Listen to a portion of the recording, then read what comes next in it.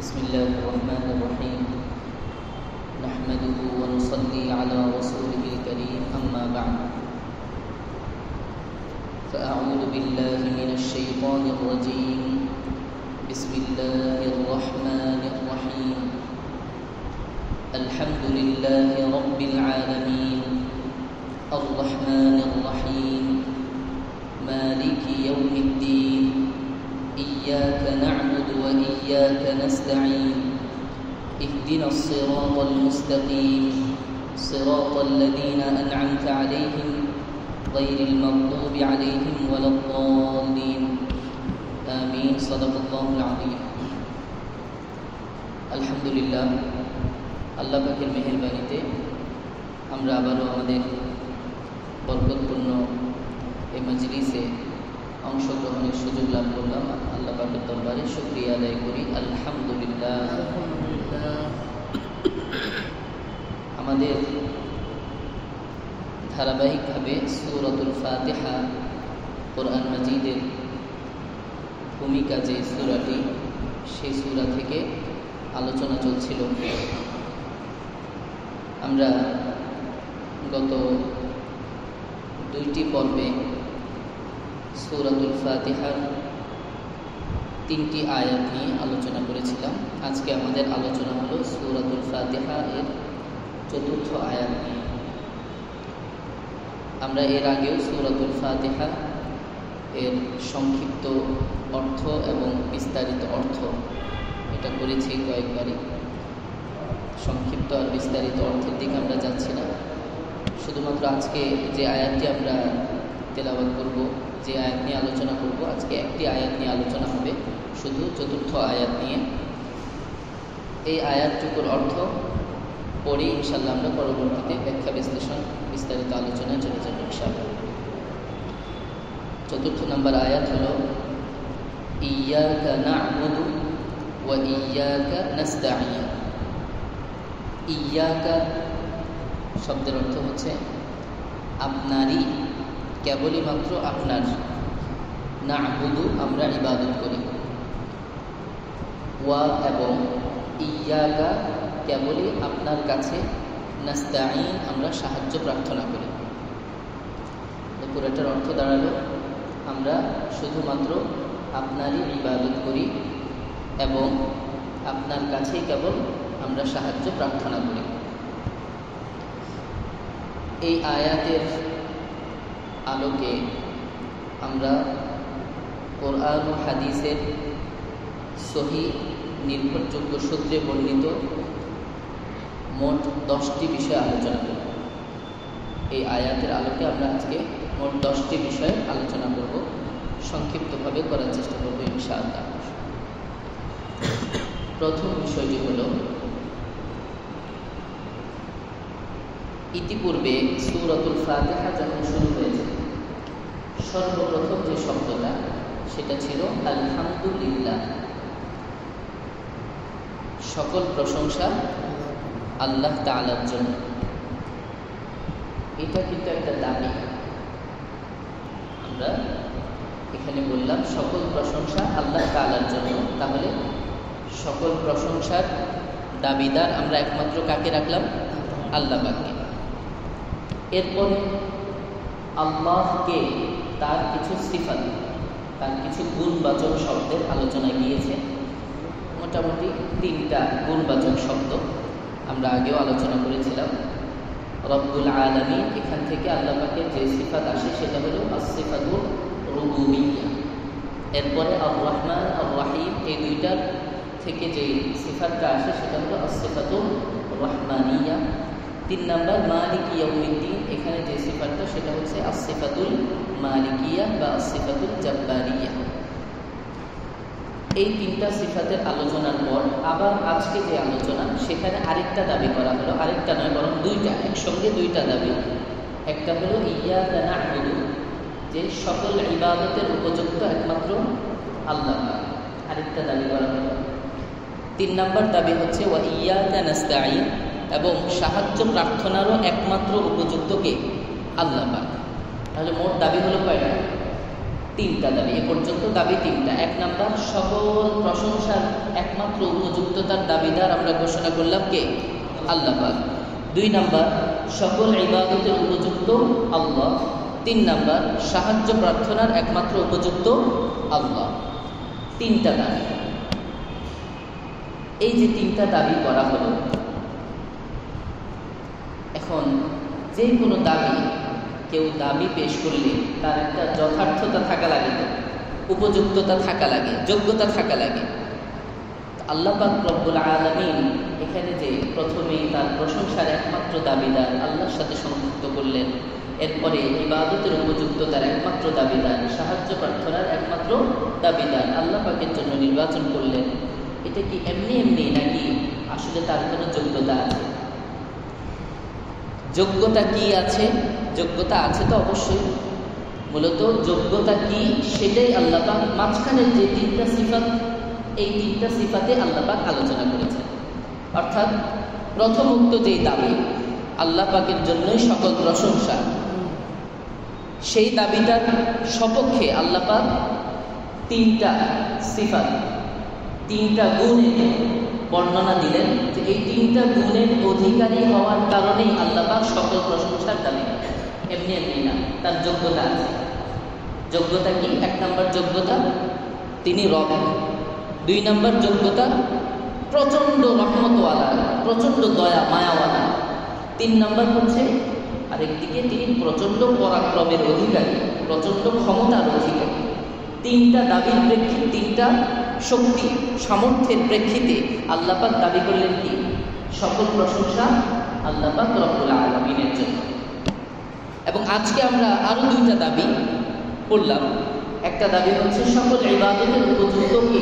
আল্লাহ পাক, এবং সাহায্য প্রার্থনারও উপযুক্ত কে? আল্লাহ পাক। এই যে আরো দুইটা দাবি, এই আরো দুইটা দাবিরও সপক্ষে যে যোগ্যতা আল্লাহ পাক প্রমাণ করলেন, সেটাও তো আগের যে তিনটা সিফাত, সেই তিনটা সিফাত। অর্থাৎ ইবাদতের উপযুক্ত যে আল্লাহ পাক রব্বুল আলামিন, এইটার জন্য আল্লাহ পাকের যোগ্যতা আছে। কি যোগ্যতা? যে তিনি রব। কি যোগ্যতা? তিনি রহমান রাহিম। কি যোগ্যতা? তিনি মালিক ইয়াউমিদ্দিন। এই তিনটা যোগ্যতার কারণে তিনি এই ইবাদতের একমাত্র উপযুক্ততার দাবিদার। আরেকটা দাবি করলেন ইয়্যাকা নাস্তাঈন, সাহায্য প্রার্থনার একমাত্র দাবিদার আল্লাহ পাক। সেটার জন্য আল্লাহ পাকের তিনটা গুণ আল্লাহ পাক বর্ণনা করেছেন। সমস্ত সাহায্য প্রার্থনার একমাত্র উপযুক্ত আল্লাহ পাক এই জন্যে যে তিনি রব, তিনি রহমান রাহিম, তিনি মালিক ইয়াউমিদ্দিন। কথাটা বুঝে আসে? তাহলে আল্লাহ পাক রব্বুল আলামিন যে তিনটা বিষয়ের দাবি করলেন, আলহামদুলিল্লাহ, দুই নাম্বার ইয়্যাকা না'বুদু, তিন নাম্বার ওয়া ইয়্যাকা নাস্তাঈন, সমস্ত প্রশংসার উপযুক্ততার দাবি, সমস্ত ইবাদতের উপযুক্ততার দাবি, সমস্ত সাহায্য প্রার্থনার জন্য উপযুক্ততার দাবি। এই তিনটা দাবি এমনিতেই করেন নাই, এই দাবির সপক্ষে তার যৌক্তিকতা আছে, উপযুক্ততা আছে, বিধায় তিনি দাবিটা করেছেন। এক নাম্বার কথা গেল। দুই নাম্বার কথা, একটা প্রশ্ন জাগে এখন, আচ্ছা এটা কি গায়ের জোরের ব্যাপার যে আল্লাহ পাক দাবি করলেন এই তিনটা গুণ ওনার আছে বলেই তিনি একমাত্র ইবাদতের উপযুক্ত, আর কেউ ইবাদতের উপযুক্ত না? ঠিক গায়ের জোরে বললেই হলো? যদি দুনিয়াতে এরকম কেউ থাকে যার মাঝে আমরা এই তিনটা গুণ পেয়ে যাই, তাহলে সেও তো আল্লাহ পাকের সাথে একইভাবে এই তিনটা দাবি তিনিও তো করতে পারেন। ইবাদতের উপযুক্ততা, সাহায্য প্রার্থনার উপযুক্ততা এবং এর আগে প্রশংসার উপযুক্ততা তিনিও তো দাবি করতে পারেন। কি বলেন, পারেন কিনা? আমাদের এখন দেখতে হবে কি, যে দুনিয়ার যত মানুষ আর যাদের যাদের ইবাদত করে তাদের মাঝে এই তিনটা সিফাত আসলে আছে কিনা। কি বলেন? এটা দেখার দরকার আছে না? আল্লাহ পাক একটা দাবি করলেন এবং দাবির সপক্ষে যৌক্তিকতা প্রমাণ করলেন, পেশ করলেন। আমরা এবার ঘেঁটে দেখি যে দুনিয়ার আর যত মাহবুদকে মাহবুদ হিসেবে পালন করা হয়, উপাস্য হিসেবে গ্রহণ করা হয়, পূজা করা হয়, হিন্দু বলেন, বৌদ্ধ বলেন, খ্রিস্টান বলেন, ইহুদি বলেন, যারাই যেভাবে পূজা করুক না কেন, তাদের আল্লাহ ছাড়া অন্যান্য পূজনীয় শিরকের শরীকদের মধ্যে এই যে তিনটা সিফাত আল্লাহ পাকের জন্য সাব্যস্ত করা হলো, এগুলো আর কারোর মধ্যে আছে কিনা যদি থাকে তাহলে সেও তো এই আপনার তিনটা দাবির পক্ষে সেও তো একজন দাবিদার হিসেবে থাকবে। কি বলে, থাকবে কি না? থাকবে। আমরা নিজেরাও যদি খুঁজে দেখি তাহলে এটা অনেক লম্বা সময় সাপেক্ষ বিষয়। আমরা এই বিষয়টা কোরআন মাজিদে যদি খুঁজে দেখি, কোরআন মাজিদ থেকেও পেয়ে যাব। কোরআন মাজিদ আসলে এই প্রশ্নটাকে কি উপেক্ষা করে গিয়েছে, নাকি কোরআন মাজিদ এই প্রশ্নটার উত্তর দিয়েছে? কোন প্রশ্ন? যে অন্যান্য কোনো মাবুদ, কোনো উপাস্য এরকম আছে কিনা যারা এই দাবিটা করতে পারে, এই প্রশ্নটা কোরআন মাজিদ কি উপেক্ষা করে গিয়েছে, নাকি কোরআন মাজিদ এই প্রশ্নটা সেও করেছে? কোরআন মাজিদ খুঁজেছে যে কোথাও এরকম কোনো উপাস্য আছে কিনা, যদি থাকে তার সামনে কোরআন মাজিদ সারেন্ডার করবে। কোরআন মাজিদ খুঁজে দেখেছে, কোরআন মাজিদ নিজে প্রশ্ন করেছে। এটা কোরআন মাজিদ কি বলে? এই প্রশ্নটা আল্লাহ পাক রব্বুল আলামিন কোরআন মাজিদেই উল্লেখ করে দিয়েছেন। স্বয়ং আল্লাহ পাক বলেছেন যে আচ্ছা, আল্লাহ পাক রব্বুল আলামিন যে গুণগুলোর অধিকারী হওয়ার কারণে তিনটা বিষয়ের দাবিদার, এই তিনটা বিষয়ের দাবিদার হওয়ার মতো গুণাবলীর অধিকারী দুনিয়াতে আর কি কেউ আছে? এই প্রশ্নটা স্বয়ং আল্লাহ পাক কোরআন মাজিদে উল্লেখ করেছেন। এবং চমৎকার ব্যাপার হলো আল্লাহ পাক এটার জবাবও দিয়েছেন। দারুণ জবাব, একেবারে মানে চুপ করিয়ে দেওয়ার মতো জবাব। আর কোনো জবাবের প্রয়োজন দুনিয়ার আর কারো কাছ থেকে নেওয়ার প্রয়োজন হবে না, এমন জবাব। প্রশ্নগুলো একটু আমরা দেখি। সর্বপ্রথম একটা প্রশ্ন আমরা দেখি 21 নম্বর পারায় সূরাতুর রূম এর 40 নম্বর আয়াত। সূরাতুর রূম এর 40 নম্বর আয়াত আল্লাহ পাক রব্বুল আলামিন ব্যাখ্যাহীন ভাষায় বলতেছেন, আল্লাহুল্লাযী খালাকাকুম, আল্লাহ হলেন তিনি যিনি তোমাদেরকে সৃষ্টি করেছেন। সুম্মা রাযাকাকুম, তিনি তোমাদেরকে রিজিক দিয়েছেন। সুম্মা ইউমীতুকুম সুম্মা ইউহয়ীকুম, তিনি তোমাদেরকে মৃত্যু দেন, তিনি তোমাদেরকে জীবন দান করেন। তাহলে আল্লাহ পাক যে রব, এই রুবুবিয়্যাতের বিভিন্ন বিষয়গুলো আল্লাহ পাক এখানে আলোচনা করলেন। আল্লাহ পাক এগুলো করেন। এরপরে আল্লাহ পাক প্রশ্ন করতেছেন, হাল মিন শুরাকাইকুম মান ইয়াফআলু মিন যালিকুম মিন শাই। আচ্ছা, দুনিয়ায় যাদেরকে মানুষ শরীক হিসেবে গণনা করে আল্লাহ পাকের সাথে, আল্লাহ পাকের মতো মনে করে, তোমাদের কোনো শরীক কি এরকম আছে আল্লাহ পাক ছাড়া যে এই কাজগুলো করতে পারে? প্রশ্ন করেছেন আল্লাহ পাক। এরপর আল্লাহ পাক বলতেছেন, সুবহানাহু ওয়া তাআলা আম্মা ইউশরিকুন, এই সমস্ত শরীক থেকে আসলে আল্লাহ পাক অত্যন্ত পুত পবিত্র এবং অনেক উচ্চতার অধিকারী। অর্থাৎ আল্লাহ পাকের সমকক্ষ আসলে এই কাজগুলোর ক্ষেত্রে, রব হওয়ার ক্ষেত্রে আর দুনিয়াতে কি বলেন কেউ নাই, কেউ হওয়ার দরকার নেই। এক নাম্বার। 2 নাম্বার আরেকটা আয়াত আমরা দেখি, সূরাতুল ফাতির 3 নাম্বার আয়াত। আল্লাহ পাক রব্বুল আলামিন বলেন, ইয়া আইয়ুহান নাস, হে মানুষেরা, উযকুরু নি'মাতাল্লাহি আলাইকুম, তোমরা আল্লাহ পাক তোমাদেরকে যে নিয়ামত দিয়েছেন, অর্থাৎ রহমত। আল্লাহ পাকের রহমতের সিফাতের দাবি হলো কি? আল্লাহ পাক অসংখ্য অগণিত কি দেন? নিয়ামত দেন। তোমাদেরকে আল্লাহ পাক যে নিয়ামতগুলো দিয়েছেন সেগুলো তোমরা স্মরণ করো।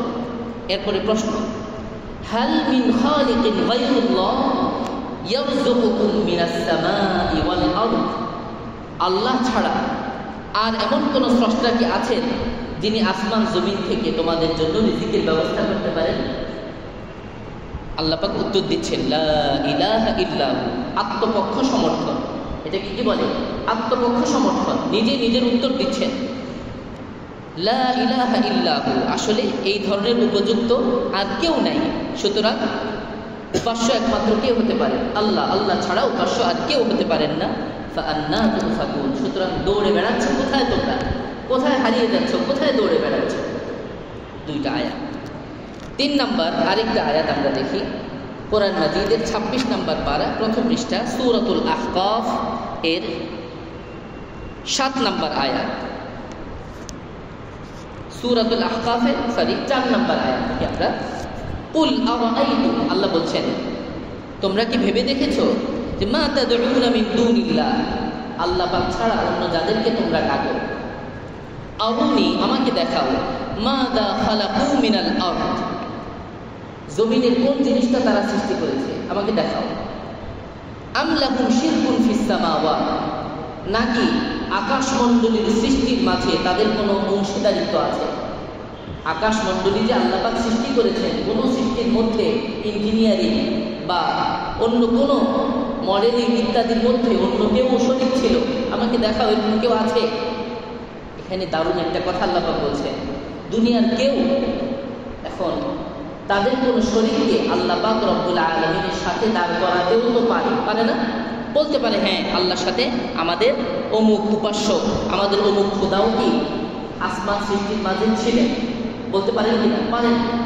এবার দেখেন দ্ব্যর্থহীন আল্লাহ পাকের বক্তব্য, ইতুনি বিকিতাবিন মিন ক্বাবলি হাদা আও আসারাতিন মিন ইলম। ঠিক আছে, কথা তো বলছো, তোমরা দাবি করছো, আমাকে কোনো একটা ডকুমেন্ট দেখাও।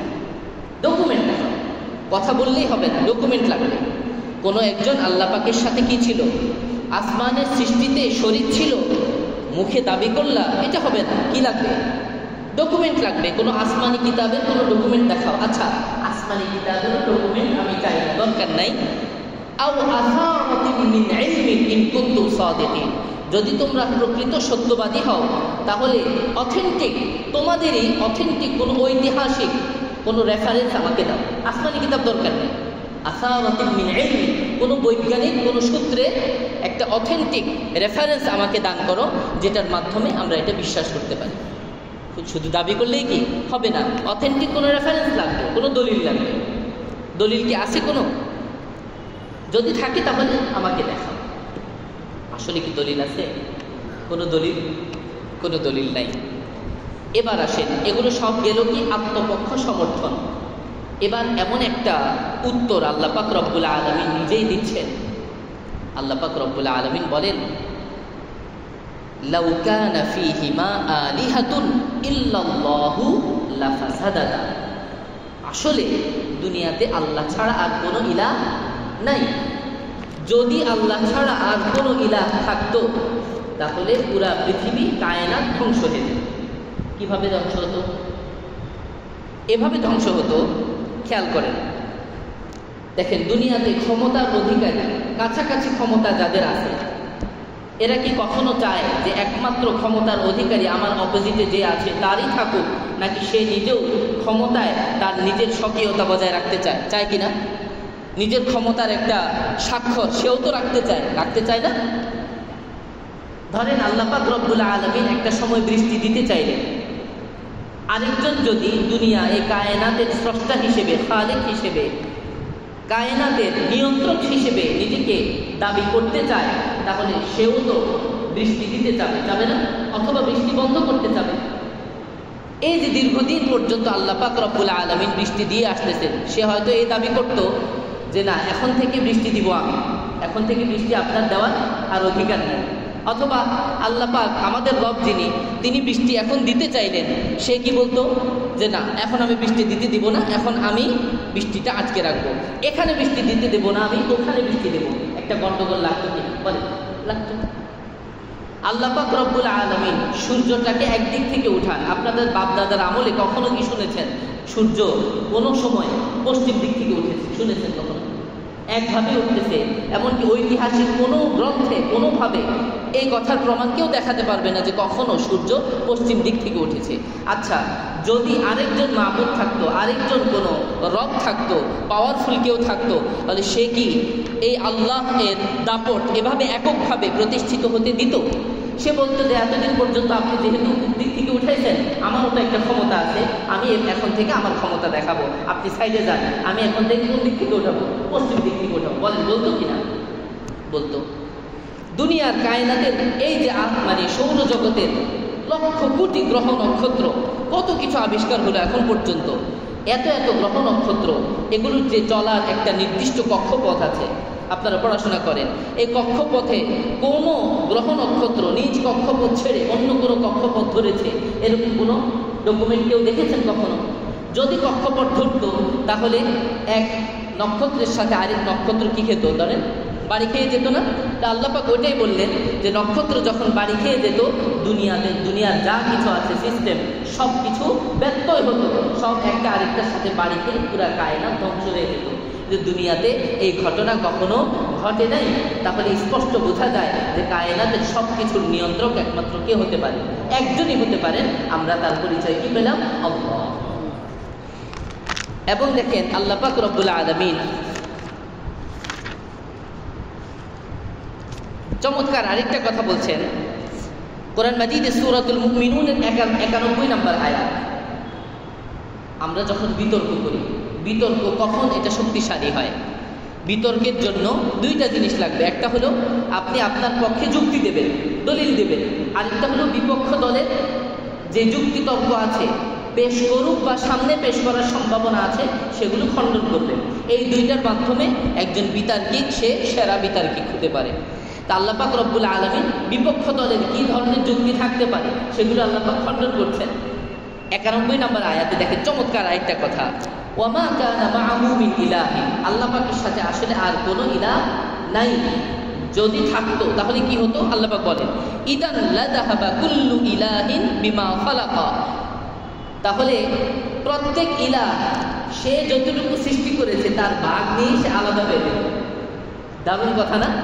ইদান লাযাহাবা কুল্লু ইলাহ, একেবারে কম মানে সামান্য মেধা, সামান্য মগজ ঘিলু যদি কারো থাকে সে এটা বুঝতে কোনো কষ্ট হবে না। আমাদের দুনিয়ার মধ্যে একেবারে সামান্য সম্পত্তির অধিকারী যারা আছে, যখন তার একটা সংসার হয় সে কি চায়? যে তার যে জমি জমা আছে, তার যে সংসার আছে, তার যে জায়গাটা আছে সেটা নিয়ে সে আলাদা সংসার করতে চায় কিনা বলেন? মানে নিজের রক্তের সম্পর্কের ভাইও হোক, তারপরে একটা সময় কি লাগে? তার সাথে একটা তর্ক বিতর্ক লাগে, দূরত্ব তৈরি হয়। সে চায় কি? যে তার জায়গাটা যেন কি হয়ে যায়?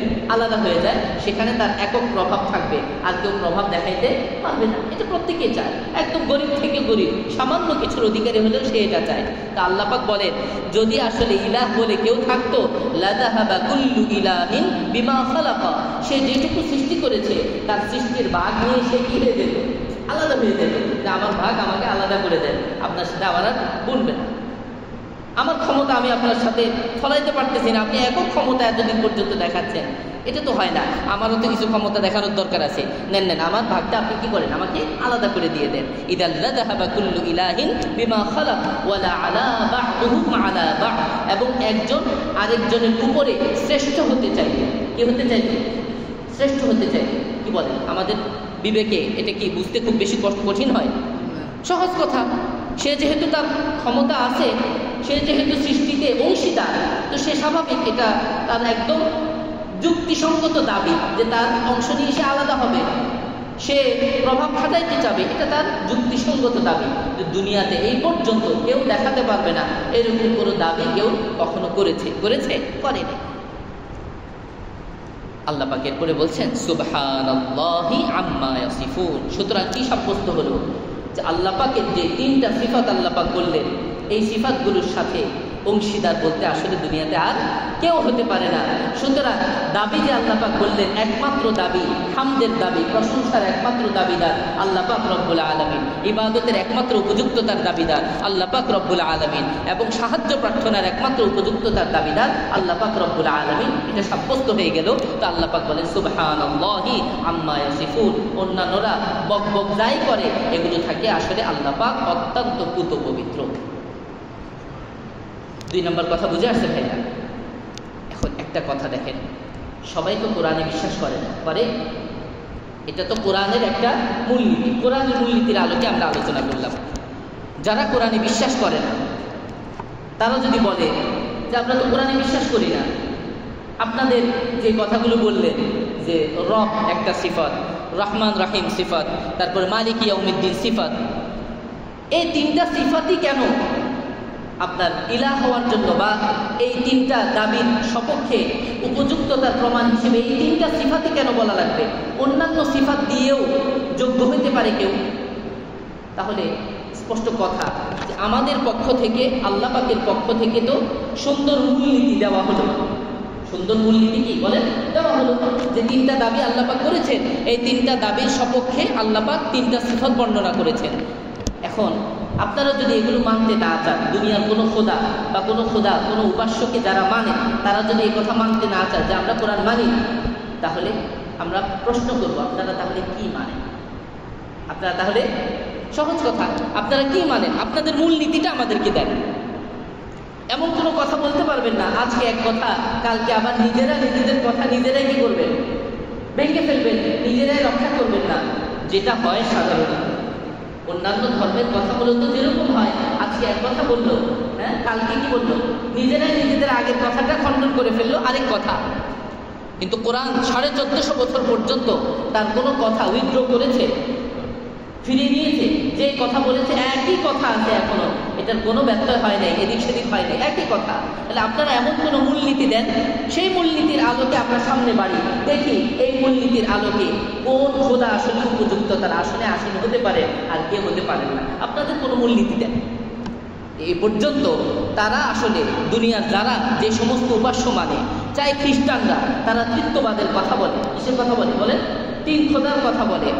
কেমন? এবং ইয়াহুদিরা এবং উযাইর আলাইহিস সালামকে তারা আল্লাহ পাকের বেটা মনে করে। এভাবে দুনিয়ার যত উপাস্যরা আছে তারা নানান উপাসনার কথা বলে, কিন্তু আসলে একক মূলনীতি বা তৃত্ববাদের কথা, উযাইর আলাইহিস সালাম আল্লাহ পাকের সন্তান হওয়ার কথার সপক্ষে মজবুত শক্তিশালী প্রমাণ দলিল তারা কখনো আসলে এককভাবে দিতে পারে নাই, যেটা একদম প্রতিষ্ঠিত। বরং এক এক দল এক এক ধরনের কথা বলে। তা আমাদের আল্লাহ পাক রব্বুল আলামিনের একাত্মতার ব্যাপারে, আল্লাহ পাকের তাওহীদের ব্যাপারে, রুবুবিয়াতের ব্যাপারে আমাদের কথা একটাই, একই রকম, কখনো এটার মধ্যে এদিক সেদিক হয় নাই, একরকম কথা, এটার পরিবর্তন নাই। সুতরাং স্পষ্ট হলো একটা কথা যে আসলে আল্লাহ রাব্বুল আলামিন ছাড়া এই গুণাবলীর অধিকারী আসলে আর কেউ নাই। কেউ নাই বলেই হামদের উপযুক্ত এবং একমাত্র ইবাদতের উপযুক্ত এবং সাহায্য প্রার্থনার উপযুক্ত কেবল কে হলেন? আল্লাহ পাক রব্বুল আলামিনই হলেন। কথা তো বুঝে আসছে এতটুকু পর্যন্ত। 2টা কথা আমরা আলোচনা করলাম। 3 নম্বর কথা ইয়্যাকা না'বুদু এর ব্যাপারে। দেখেন, অত্যন্ত গুরুত্বপূর্ণ কথা আছে, যে কথাগুলো যাচ্ছে প্রত্যেকটা কথাই গুরুত্বপূর্ণ। ইয়্যাকা না'বুদু অর্থ কি বললাম আমরা? যে আমরা আপনারই ইবাদত করি। এই যে এই কথাটা বললাম, এটা তো আমাদের জবানের কথা, আমাদের মুখের কথা, তাই না? আমরা একটা দাবি করলাম যে আমরা আল্লাহ পাক রব্বুল আলামিনের গোলাম, আল্লাহ পাকের কি গোলাম, আল্লাহ পাকের দাসত্ব আমরা করি। ইয়্যাকা না'বুদু, একমাত্র আপনারই ইবাদত করি, আপনারই দাসত্ব করি। তার মানে হলো আমাদের মুখের দাবি আর আমাদের কাজ, আমাদের কর্ম, এটা তো অবশ্যই এক হওয়া দরকার। এক হওয়ার দরকার না? আমি সালাতের মধ্যে দাঁড়িয়ে পড়ছি, নিজে পড়ছি অথবা ইমাম সাহেবের জবানিতে পড়া হচ্ছে ইয়্যাকা না'বুদু, আমরা আপনারই গোলামি করি, আপনারই দাসত্ব করি। এই কথা আমি জবান দিয়ে উচ্চারণ করলাম। 4 রাকাত নামাজে 4 বার বললাম, 2 রাকাত নামাজে কয়বার? 2 বার বললাম। 10 রাকাত নামাজে কয়বার? 10 বার বললাম আমি আপনার ইবাদত করি, আমি আপনার ইবাদত করি, আমি আপনার দাস, আমি আপনার গোলাম। নামাজটা শেষ, আমি দাসত্ব করছি শয়তান। কার করছি কিনা বলেন? আল্লাহ পাকের দাসত্বের কথা নিজে স্বীকার করছি নামাজের মধ্যে, বারবার বলছি আমাদের জবানের কথা, কিন্তু নামাজের বাহিরে গিয়ে আমি আবার শয়তানের পূজা করছি। কিভাবে? আল্লাহ পাক যে বিধান দিয়েছেন সেই বিধান পালন না করে আমি আল্লাহ পাকের যেই কথাগুলো আল্লাহ নিষেধ করেছেন আমি সেটা করছি, যেগুলো করলে শয়তান খুশি হয় আমি সেটা করছি। এরকম অনেক যুবক বন্ধু আছেন, নামাজ পড়তে আসছেন, বাসার মধ্যে মোবাইলের মধ্যে একটা সিনেমা চালু করে সিনেমা দেখতেছেন, কোনো অশ্লীল কিছু দেখছেন, নামাজ আজান হয়ে গেল, উনি নামাজে মানুষ, ওখানে পজ করলেন, ওটাকে থামালেন, থামিয়ে মোবাইলটা রেখে নামাজে আসলেন, ইয়্যাকা না'বুদু, আমি আপনার গোলাম, আমি আপনার গোলাম বলে বলে আবার ওখানে গেলেন, যেখানে রেখেছেন সেখান থেকে আবার চালু করলেন, আবার উনি দেখা শুরু করলেন অশ্লীল কিছু। এরকম হয় কি হয় না বলেন? তাহলে আমাদের জবানের কথা আমাদের কর্মের সাথে মিলল কি মিলল না?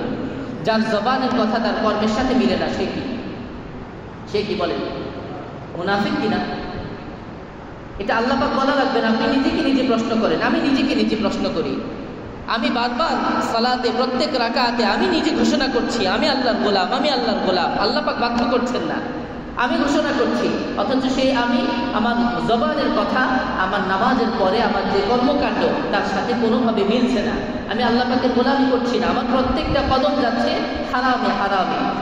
নামাজে ইবাদতের কথা বলছি আল্লাহ পাকের, নামাজের পরে আমি ব্যবসা বাণিজ্যে মিথ্যা বলছি, আমি ধোঁকা দিচ্ছি মানুষকে, প্রতারণা করছি, যেটা কার কাজ? শয়তানের কাজ। আমি দাঁড়িপাল্লায় ওজনে কম দিচ্ছি, শয়তানের কাজ। আমি উলঙ্গ নারীকে দেখছি, নারীর দিকে আমার দৃষ্টি যাচ্ছে, আমি দৃষ্টি হেফাজত করছি না, তাহলে এটা কি আল্লাহ পাকের ইবাদত হলো? তাহলে আমার কথার সাথে আমার কর্মের মিল হচ্ছে না। বলেন, এটা একটা প্রশ্নের, আমার নিজেকে প্রশ্নের দরকার আছে কিনা? আপনি আপনার মাকে বললেন, মা আমি আপনাকে মহব্বত করি, আপনাকে ভালোবাসি। কেমন? আপনাকে খুব মহব্বত করি মা। আচ্ছা, মা বললেন, আচ্ছা বাবা আমাকে মহব্বত করো, খুব খুশি হলাম জেনে, ঠিক আছে, তুমি মোবাইলটা ধরো না। আপনি মোবাইল ধরলেন। মা বললেন যে তুমি বাহিরে গিয়ে অসৎ সঙ্গ পরিহার করবে, অমুক ছেলেটা খুব খারাপ, বাজে ছেলে, ওর সাথে তুমি মিশো না, সে সিগারেট খায়, মদ খায়, এই করে সেই করে, অসৎ সঙ্গের সাথে তুমি সঙ্গ দিবে না। আপনি সঙ্গ দিলেন। মা যে কাজগুলো অপছন্দ করে আপনাকে নিষেধ করলেন, আপনি সেই কাজগুলোই করলেন। এবার বলেন, এরপরে এসে আপনি যদি মাকে বলেন, মা তোমাকে আমি খুব মহব্বত করি, ভালোবাসি, আচ্ছা মা কি আপনার গালে জুতার বাড়ি দিবে না চুমু দিবে? যদি সচেতন প্রকৃত অর্থে আত্মমর্যাদাবোধ সম্পন্ন মা হয়, তাহলে এই কাজগুলো করার পরে সেই মা আপনাকে আদর করবে না, স্নেহ করবে না, সেই মা আপনার উপর রাগ করবে। কেমন ভালোবাসা এটা তোমার? আমি যে কথা বলি সেটাই তুমি অ্যাভয়েড করো, সেটা তুমি মানো না, আর আমাকে বলতেছো ভালোবাসো। কেমন ভালোবাসা? কথা বুঝতে পেরেছেন? তাহলে আল্লাহ পাক রব্বুল আলামিনের জন্য আমরা যে ইবাদতের ঘোষণা দিচ্ছি, সেই ঘোষণা আসলে আমাদের কর্মের সাথে কতটুকু মিলছে, এটা আজকে একটা প্রশ্নের বিষয়।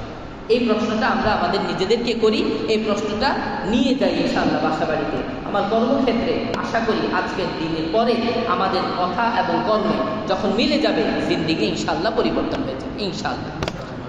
তাহলে ইয়াকা না'বুদু একটা আলোচনা করলাম, এটা আমাদের 3 নাম্বার আলোচনা। 4 নাম্বার আরেকটা কথা দেখেন, ইয়াকা না'বুদু, এই কথাটা এটা হলো আমাদের স্বতঃস্ফূর্ত ঘোষণা। আমাকে একটা কথা বলেন দেখি আপনারা, দাসত্ব এটা কি নিজে স্বেচ্ছায় করার মতো জিনিস? দুনিয়ার কোনো মানুষ নিজে কারো দাস হতে চায়, গোলাম হতে চায় নাকি?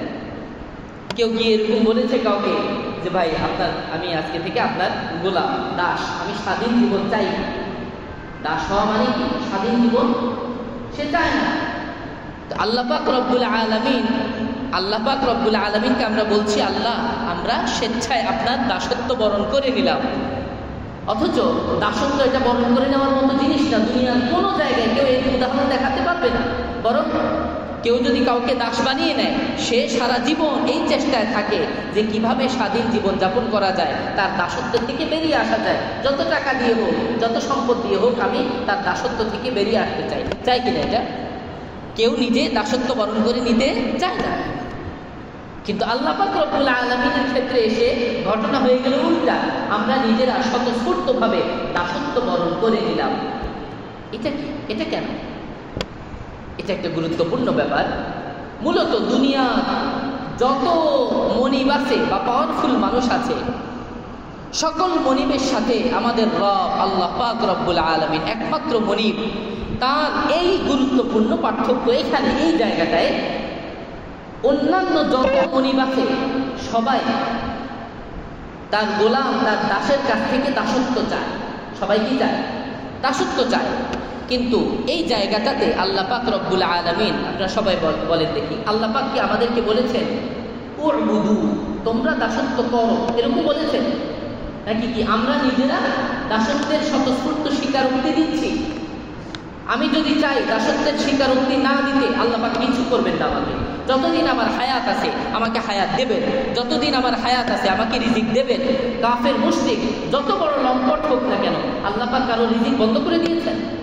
তার শ্বাস বন্ধ করে দিয়েছেন? হায়াত যতদিন আছে আল্লাহ পাক তার হায়াত রেখেছেন।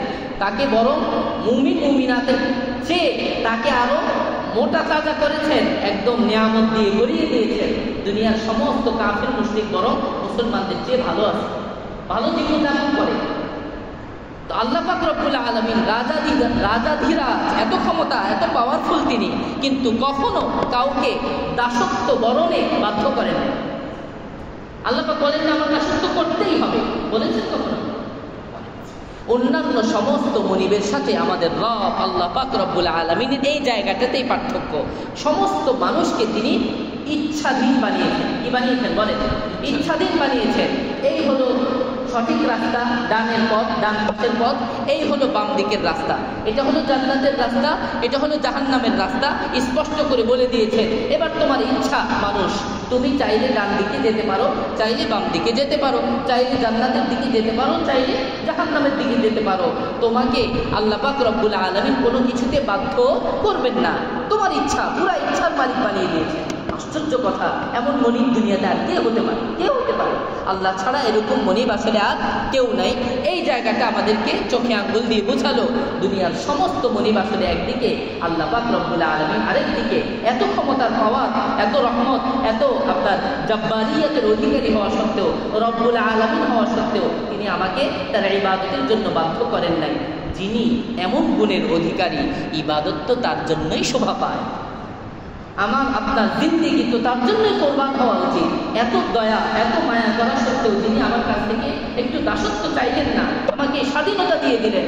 ইবাদত তো তার জন্য করা দরকার, তার জন্যই তো জীবনটা একদম স্বেচ্ছায় বিলীন করে দেওয়া দরকার, তার জন্যই তো সব কোরবান করে ফেলা দরকার। এখানে তার জন্য কোরবানি করার মধ্যে আর কেউ আসলে মাঝখানে আসতে পারে না। কোনো স্বার্থ এখানে আসতে পারে না, অসম্ভব। এত বড় দয়া, এত বড় মায়াওয়ালা আর কে আছে দুনিয়া? তাহলে 4 নম্বর যে কথাটা, সেটা হলো ইয়াকা না'বুদু থেকে আমরা স্পষ্ট বুঝলাম দুনিয়ার সমস্ত মনিব থেকে আমাদের মনিব রব্বুল আলামিন, তিনি স্বতন্ত্র, তিনি আলাদা বৈশিষ্ট্যের অধিকারী, তিনি এত দয়াময়। সুতরাং এমন দয়ালু আল্লাহ পাক রব্বুল আলামিনের জন্যই তো ইবাদত শোভা পায়। তো তার জন্যই আমরা আমাদের সমস্ত গোলামি, সমস্ত দাসত্ব উৎসর্গ করলাম। তার জন্যই কি করলাম? সব উৎসর্গ করলাম। এই অনুভূতি আমাদের দিলের মধ্যে থাকে। 4 নম্বর কথা। 5 নম্বর আলোচনা, ওয়া ইয়্যাকা নাস্তাঈন। ইয়্যাকা নাস্তাঈন মানে হলো আমরা আপনারই কাছে সাহায্য প্রার্থনা করি। নাস্তাঈন শব্দটা ইস্তিআনা থেকে এসেছে। ইস্তিআনা শব্দ এর অর্থ হলো সাহায্য প্রার্থনা করা। ইস্তিআনা শব্দের অর্থ কি বলেন? সাহায্য প্রার্থনা করা। আরবিতে সাহায্য প্রার্থনার জন্য আরো অনেক শব্দ আছে। আল্লাহ পাক রব্বুল আলামিন এখানে উল্লেখ করলেন ইস্তিআনা। আরবিতে আরো সাহায্য প্রার্থনার শব্দ ব্যবহার হয়, যেমন ইস্তিনসার মানে সাহায্য প্রার্থনা করা, ইস্তিগাসা মানেও কি? সাহায্য প্রার্থনা, মুসাআদা মানেও সাহায্য প্রার্থনা করা, একে অপরকে সাহায্য করা। তার মানে বোঝা গেল আরবিতে সাহায্য প্রার্থনার জন্য আরো অনেক শব্দ আছে। আল্লাহ পাক রব্বুল আলামিন কোরআন মাজিদে কখনো কোথাও এমন কোনো শব্দ ব্যবহার করেন নাই যেটা নিরর্থক, অর্থহীন না। এখানে যে ইস্তিআনা শব্দ ব্যবহার করা হয়েছে এটারও কারণ আছে। কারণ কি? ইস্তিআনা শব্দের মাধ্যমে যে সাহায্য প্রার্থনাটা করা হয় এটা অন্যান্য সাহায্য প্রার্থনার চেয়ে একটু আলাদা। এই আলাদা জায়গাটা আমাদের একটু বুঝতে হবে। ইস্তিআনা শব্দের মধ্যে যে সাহায্য প্রার্থনা আছে সেটা হলো আমি আমার সাধ্যের, মানুষের সাধ্যের মধ্যে যতটুকু প্রচেষ্টা আছে ততটুকু চেষ্টার পরে যে পর্যায়ে গিয়ে সে আরেকজনের সাহায্যের মুখাপেক্ষী হয় সেই জায়গাটাকে বলা হয় ইস্তিআনা। আমার কথা বুঝতে পেরেছেন? যেমন উদাহরণ দিলে বোঝা আসবে। যেমন ধরেন আমরা অনেকে বাইক চালাই বা গাড়ি চালাই। ধরেন আমি বাইক চালাচ্ছি, একটা পর্যায়ে গিয়ে আমার বাইকটা নষ্ট হয়ে গেল। এখন আমি আমার সাধ্য অনুযায়ী আমার বাইকটা ঠিক করার চেষ্টা করলাম। একটা পর্যায়ে আমার চেষ্টা করতে করতে আমার সাধ্য ওই পর্যায়ে গিয়ে শেষ হয়ে গেল, আমি আর পারছি না। তখন আমি কি করি? একজনের সাহায্য নেই, কোনো একজন ইঞ্জিনিয়ার বা অন্য কারো সাহায্য নিচ্ছি, যে নাকি আমাকে এই কাজের মধ্যে সাহায্য করে এটাকে ঠিক করে দিতে পারে, মেরামত করে দিতে পারে। এই যে সাহায্য প্রার্থনা এটাকে বলে ইস্তিআনা। কথা বুঝতে পেরেছেন?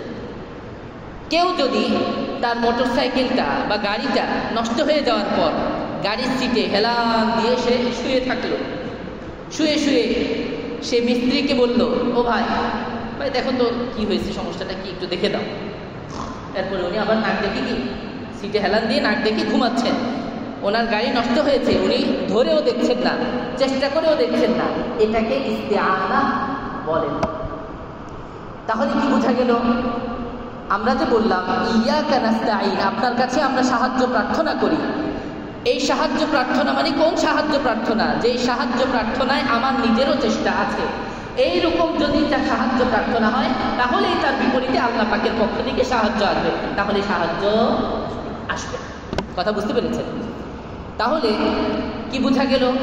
আমরা আমাদের এই দ্বীনের পথে চলতে গিয়ে নাক ডেকে ঘুমালে চলবে না, আমাদের নিজেদের পক্ষ থেকেও দ্বীনের পথে থাকার জন্য নিজের সাধ্য অনুযায়ী চেষ্টা করতে হবে, তারপরে আল্লাহ পাকের সাহায্য আসবে।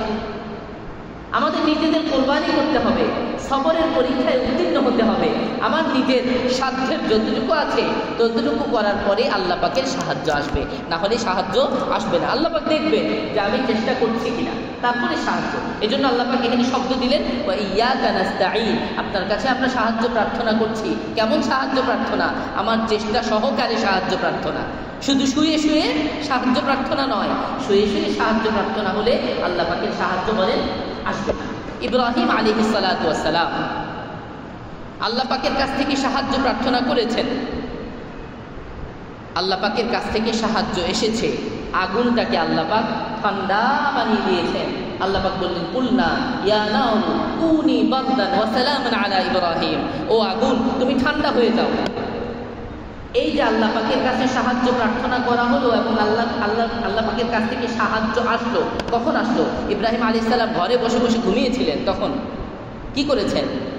তার সাধ্যের কতটুকু করেছেন দেখেন, আগুনে পর্যন্ত পড়ে গিয়েছেন, কোনো ভয় করেন নাই, আগুনে পড়েছেন তাওহীদের জন্য, একত্ববাদ রক্ষার জন্য আগুনে পড়ে গিয়েছেন, তার চেষ্টা সাধ্যের সবটা করেছেন, তারপরে আল্লাহ পাকের সাহায্য নাযিল হওয়া শুরু হয়েছে।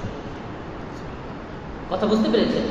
মুসা আলাইহিস সালাতু ওয়াস সালাম আল্লাহ পাক রব্বুল আলামিনের পথে চলা শুরু করলেন, বনি ইসরাঈলকে নিয়ে আল্লাহ পাকের নির্দেশনা পালন করা শুরু করলেন।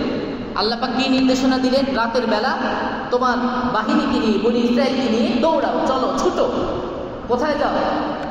এই পথে যাও। স্পষ্ট কথা, ওনাকে আল্লাহ পাক এই পথে যেতে বলেছেন।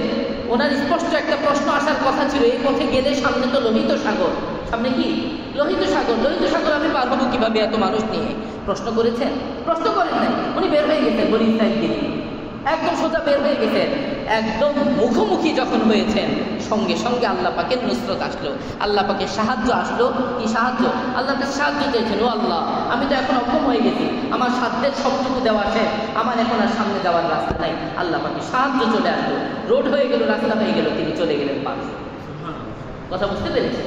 আল্লাহ পাকের কাছ থেকে আমরা অনেক সময় সাহায্য চাই, কিন্তু নিজে বসে থাকি, শুয়ে থাকি, এটাকে ইস্তিআনা বলে না। আর এই ইস্তিআনার মাধ্যমে সাহায্য আসবে না। কোন ইস্তিআনার মাধ্যমে সাহায্য আসবে? ইস্তিআনা প্রকৃত ইস্তিআনা হওয়া লাগবে, আমার চেষ্টা থাকা লাগবে, তারপরে আল্লাহ পাকের কাছ থেকে সাহায্য আসবে। বুঝে আসছে তো? এখান থেকে আরেকটা সবক আমরা নিলাম। দেখেন, আমরা মাঝে মাঝে ডাক্তারের সাহায্য নেই কিনা? আমরা মাঝে মাঝে ধরেন আমি নিজ থেকে উঠতে পারছি না, বা কোনো বুড়া মানুষ, একটু অসুস্থ মানুষ, তিনি উঠতে পারছেন না, কারো সাহায্য নিলেন। আমরা যে বললাম ইয়াকা নাস্তাঈন, আপনারই সাহায্য আমরা প্রার্থনা করি, তো আমি যে উঠার ক্ষেত্রে আরেকজনের সাহায্য প্রার্থনা করলাম, আমি যে অসুস্থ হয়ে আরেকজনের সাহায্য, ডাক্তারের সাহায্য প্রার্থনা করলাম, এটা কি এই আয়াতের বিরোধী হয়ে যায় নাকি? এই আয়াতের বিরোধী মনে হয় না? কিন্তু আমরা পিছনে যে আলোচনা করেছি, এই আলোচনা যদি ভালো করে বুঝে থাকেন তাহলে বিরোধী না। কারণ সাহায্য প্রার্থনার কথা কিভাবে বললেন আল্লাহ পাক? যে আমাদের নিজেদের সাধ্যের যতটুকু আছে অতটুকু পরস্পরে একে অপরের কাছ থেকে সাহায্য নেওয়া, এটা তো বৈধ। আল্লাহ পাক কি বললেন, কি বোঝালেন? যে ইস্তিআনা মানে হলো যে আমার সাধ্যের যতটুকু আছে অতটুকু আমাকে করতে হবে, আমার আশপাশের মানুষের সাধ্য যতটুকু আছে অতটুকু করতে হবে। যেখানে গিয়ে আল্লাহ পাক রব্বুল আমরা মানে কোনো রাস্তা পাই না, আমাদের আর কোনো পথ থাকে না, সেখানে গিয়ে হলো কার সাহায্য প্রার্থনা করি? আল্লাহ পাকের সাহায্য। তার মানে বোঝা গেল মানুষের সাধ্যের মধ্যে যতটুকু সাহায্য আছে অতটুকু সাহায্য মানুষের কাছ থেকে প্রার্থনা করা, এটা শিরক নয়। প্রখ্যাত আলেম দ্বীন শাইখুল ইসলাম ইমাম ইবনে তাইমিয়া রাহিমাহুল্লাহ, নাম শুনেছেন আপনারা? তিনি চমৎকার এই কথাটা বলেছেন। তিনি বলেছেন যে মানুষের সাধ্যের যতটুকু আছে ততটুকুর মধ্যে একে অপরে একজন আরেকজনের কাছ থেকে সাহায্য প্রার্থনা করলে সেটাকে শিরিক বলা হয় না। শিরিক কোনটাকে বলা হবে? যেই সাহায্যটা একমাত্র আল্লাহ করতে পারেন, মানুষের পক্ষে করা সম্ভব নয়, এরকম জায়গায় যদি মানুষ ছাড়া অন্য কারো সাহায্য প্রার্থনা করা হয় তখনই কি হয়ে যাবে? এটা শিরিক হয়ে যাবে। স্পষ্ট কথাটা? স্পষ্ট তো? শিরিক কখন হবে বলেন? সাহায্য যেখানে মানুষের করার সাধ্য নাই সেখানে যদি আমি মানুষের কাছে সাহায্য চাই তাহলে শিরক হবে। আমি কোনো বাবা কোনো মাজারের পীর সাহেবের কাছে গেলাম, গিয়ে বললাম, বাবা আমার সন্তান দেন, আমার সন্তান নেই। সন্তান দেওয়ার সামর্থ্য কি বাবার আছে? সন্তান দেওয়ার সাধ্য একমাত্র কার আছে? আল্লাহ পাক রব্বুল আলামিনের আছে। তাহলে এখানে যে আমি সাহায্য প্রার্থনা করলাম বাবার কাছে, এটা কি হলো? শিরিক হলো। এটা শিরিক হলো। আমার নিজের ব্যক্তিগত পুরুষত্বে কোনো সমস্যা আছে, হরমোনজনিত কোনো সমস্যা আছে, এটার জন্য আমি যদি কোনো ঔষধপত্র গ্রহণ করি যেটা মানুষের সাধ্যের মধ্যে আছে, মানুষের সাধ্যে নাই, সাধ্যে আছে কিনা ঔষধ? তো ঔষধ মানুষের সাধ্যে আছে, ঔষধ দিলে আমার হরমোনজনিত যে বিষয়গুলো আছে, বা আল্লাহ পাক বিভিন্ন গাছের শিকড়, বিভিন্ন গাছের পাতা ইত্যাদির মধ্যে ঔষধি গুণ রেখেছেন, সেগুলো যদি আমি গ্রহণ করি তাহলে এটা আমাদের সাধ্যের মধ্যে আছে, এটা গ্রহণ করলে শিরিক হবে। কথা স্পষ্ট? তাহলে এখান থেকে ইস্তিআনা থেকে আমরা আরেকটা বিষয় বুঝে নিলাম, আমাদের সাধ্যের মধ্যে যতটুকু সাহায্য প্রার্থনা বা সাহায্য করা একে অপরকে করার সাধ্য আছে ততটুকু করলে শিরিক হবে না। বরং শিরিক কখন হবে? যখন নাকি যেই কাজটা করার সাধ্য মানুষের নাই সেখানে মানুষের কাছে যদি আমি সাহায্য প্রার্থনা করি সেটা শিরিক হবে। এই শিরিক আমরা কখনোই ইনশাআল্লাহ করব না। সেই জায়গাটাতে আমরা আল্লাহ পাকের কাছ থেকে সাহায্য প্রার্থনা করব। 5 নম্বর বিষয়। 6 নম্বর বিষয়, আল্লাহ এবং বান্দাদের মাঝে আল্লাহ পাক রব্বুল আলামিন যে সাহায্য দেন, সাহায্য করেন, এর একটা পার্থক্য আল্লাহ পাক এই আয়াতে বোঝালেন। আমরা পিছনে আলোচনা থেকে বুঝলাম যে মানুষও মানুষকে সাহায্য করতে পারে, পারে কিনা বলেন? পারে। তাহলে একটা সন্দেহ তৈরি হয় যে মানুষও তো মানুষকে সাহায্য করে, তো আল্লাহ পাকও সাহায্য করে, সাহায্য তো মিলে গেল কেমন যেন। বলছেন না, আল্লাহ পাকের সাহায্য আর মানুষের সাহায্যের মাঝে বড় একটা পার্থক্য আছে, বুঝেন ভালো করে। আমরা বললাম কি ইয়াকা নাস্তাঈন, আমরা আপনার কাছে সাহায্য প্রার্থনা করি। কিসের সাহায্য প্রার্থনা করি বলেছি নাকি? সাহায্য প্রার্থনাটা ব্যাপক রেখেছি। আমাদের সাহায্য প্রার্থনা কোনো নির্দিষ্ট বিষয় না। আল্লাহ আমাদের যেখানে আপনি যেভাবে মঙ্গল মনে করেন, সাহায্য যেখানে আপনার যেভাবে দরকার, আমরা আপনাকে সেভাবে সাহায্য প্রার্থনা করি, আপনি আমাদেরকে সাহায্য করেন। কিন্তু দুনিয়ার মানুষের ক্ষেত্রে আমাদের সাহায্য প্রার্থনা কখনোই অনির্দিষ্ট ব্যাপকভাবে হয় না। উদাহরণ দিয়ে বোঝাই। যেমন ধরেন একজন মানুষ পানিতে ডুবে যাচ্ছে, তিনি বললেন হেল্প। কি বললেন? হেল্প, সাহায্য, আমাকে সাহায্য করে, হেল্প মি, আমাকে সাহায্য করে। আচ্ছা, এখানে যে তিনি কথাটা বললেন সাহায্য, উনি যে চাইলেন নির্দিষ্ট কিছু সাহায্য বলেছেন, তিনি বলেন তো নাই। তাহলে পানিতে তিনি পড়ে গেলেন, ডুবে যাচ্ছেন, আপনি এই সময়ে তার যে সাহায্য প্রার্থনা, এর বিপরীতে আপনি 1 বোতল পানি নিয়ে গেলেন তাকে সাহায্য করতে, ওই লোক খুশি হবে? খুশি হবে বলেন? আমার কথা বুঝতেছেন আপনারা? তার মানে বোঝা গেল যে লোকটা ডুবন্ত অবস্থায় আছেন, উনি যে সাহায্য প্রার্থনা আমার কাছ থেকে করতেছেন, যদিও উনি ব্যাপকভাবে বলছেন হেল্প মি, তো আসলে তার ভিতরে সাহায্য প্রার্থনা নির্দিষ্ট। উনি নির্দিষ্ট সাহায্য প্রার্থনা চান। কি নির্দিষ্ট সাহায্য প্রার্থনা? উনি চান তার হাতটা ধরে আপনি তাকে উদ্ধার করেন, ডাঙ্গায় তোলেন, এটা চান, অন্য কিছু চান না। কথা বুঝতে পেরেছেন? উনি চান না আপনি হাত পাখা দিয়ে ওখানে গিয়ে তাকে বাতাস করবেন, এটা চান। আপনি বাতাস করলেন, খুব আরাম তো তার লাগলো, এটা কি সাহায্য না? এটা তো একটা সাহায্য। কিন্তু উনি যে সাহায্য প্রার্থনা করলেন, এটা কি সেই সাহায্যের জবাব? এই জবাব এটা না। তার মানে কি বোঝা গেল? আমরা দুনিয়াতে যত সাহায্য প্রার্থনা করি, সব সাহায্য প্রার্থনা যদিও মনে হয় ব্যাপক, কিন্তু আসলে ব্যাপক না। প্রত্যেক সাহায্যের পিছনে নির্দিষ্টতা আছে। কি আছে? নির্দিষ্টতা আছে। কেন? কারণ হলো দুনিয়ার মানুষ সাহায্য করার ক্ষেত্রে নির্দিষ্ট, দুনিয়ার মানুষ সাহায্য করার ক্ষেত্রে অনির্দিষ্ট না, ব্যাপক না। মানুষের এত ক্ষমতা নাই সব ধরনের সাহায্য মানুষ করতে পারবে নাকি? একমাত্র কে আছেন? আল্লাহ। তিনি এমন একজন সত্তা যিনি সাহায্য করার ক্ষেত্রে কোনো কিছুর, কোনো জায়গার, কোনো সময়ের মুখাপেক্ষী না। যে কোনো সময়, যে কোনো জায়গায়, যে কোনো কিছু দিয়ে তিনি সাহায্য করতে পারেন। এই জন্য আমি তার কাছে সাহায্য প্রার্থনা করছি। কিভাবে? ব্যাপকভাবে। ও আল্লাহ, আপনার কাছে আমি সাহায্য প্রার্থনা করছি। কিভাবে করবেন আপনি, আমি জানি না।